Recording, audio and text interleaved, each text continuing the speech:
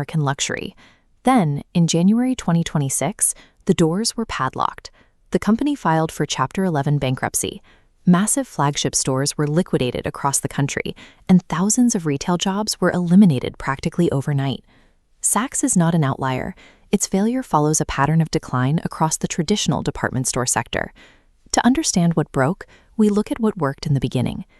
In the 1920s, Saks emerged as a revolutionary retail destination. They scoured the globe to curate the absolute best products, putting them all under one opulent roof for wealthy buyers. They built consumer trust through practices that were highly unusual for the time, specifically fixed prices for everyone and no questions asked refunds.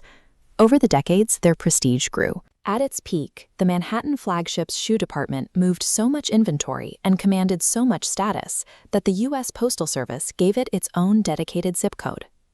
Saks acted as the primary gatekeeper of American luxury. If a high-end fashion brand wanted to reach rich buyers, they had to go through Saks. But the shoppers who inherited that wealth, millennials and Gen Z, frequently reject the traditional department store experience. They often prefer to buy directly from brand boutiques or through seamless e-commerce platforms. In 2021, management attempted to adapt by financially splitting the company. They separated the physical Saks stores from the Saks e-commerce website, turning them into two entirely different corporate entities. This maneuver was designed to attract tech investors and boost valuations. However, it created a disjointed experience for the actual shoppers who expected their online returns and physical store credits to work seamlessly together under one brand name. By prioritizing short-term financial engineering over a unified customer journey, leadership fractured the trust and identity they had spent a century building. In 2024, the owners orchestrated a massive merger with their rival, Neiman Marcus, a company that had already struggled through its own bankruptcy years earlier. This diagram illustrates the fatal error. They financed the acquisition using massive amounts of high-yield debt, leaving the newly merged company with a combined $6.6 billion debt load. Think of this like buying a mansion on a credit card with a 20% interest rate right after taking a massive pay cut. The required monthly payments consume the cash needed for basic survival. Running a retail chain is difficult. That adding $6 billion in debt turns a manageable business into a mathematical impossibility. Because nearly every dollar of revenue was diverted to servicing that debt, Saks ran out of cash to pay its clothing and cosmetic vendors for their merchandise. The reaction from suppliers was swift. Luxury heavyweights, including Chanel and Estée Lauder, stopped shipping their products to the department store. Shoppers walking into premium flagship locations began to find empty shelves and deserted makeup counters. The final breaking point hit on December 30, 2025, when the company missed a critical interest payment.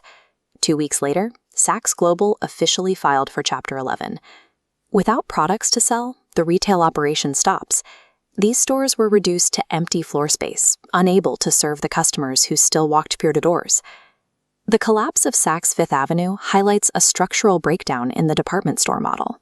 Modern luxury brands have realized they no longer need traditional gatekeepers. The internet allows them to reach their wealthy buyers directly.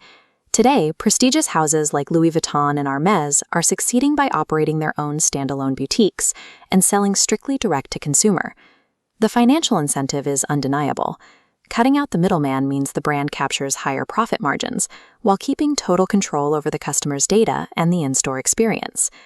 The moment suppliers can efficiently go direct to the buyer, the traditional middleman business model becomes obsolete.